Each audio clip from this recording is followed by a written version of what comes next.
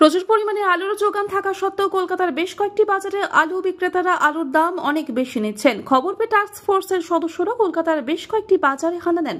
কাকুরগাছের VIP মার্কেটে আজ সকালবেলায় ট্রান্সপোর্টের সদস্যরা এসে পৌঁছান, কারণ তাদের কাছে খবর ছিল ৩৫ টাকা প্রতি কেজি এই বাজারে আলু বিক্রি হচ্ছে।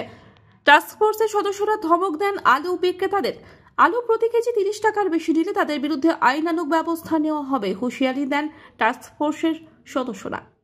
থানাতে আজকে আমরা সবাই 32 টাকা বেঁচে যাবে বাবা। থানা থেকে তুলে নিয়ে জমা দেওয়া কেন এইসব করছো? আপনাদের আমাদের আপনি তো ডেলি আসেন, আমরা শুনেছি একদম 32 টাকা করে বেচছো, আমাদের কাছে খবর আছে। একদম বাজে কথা বলবেন। আপনার লোক তুমি তো আমার লোককে 30 টাকাই দিয়েছো, আমি তো তাই বলছিলাম।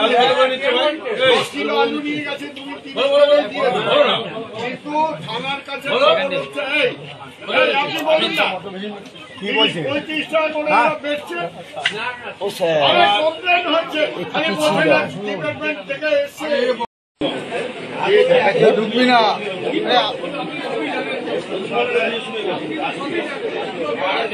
ব্যুরো রিপোর্ট, আনন্দ বার্তা।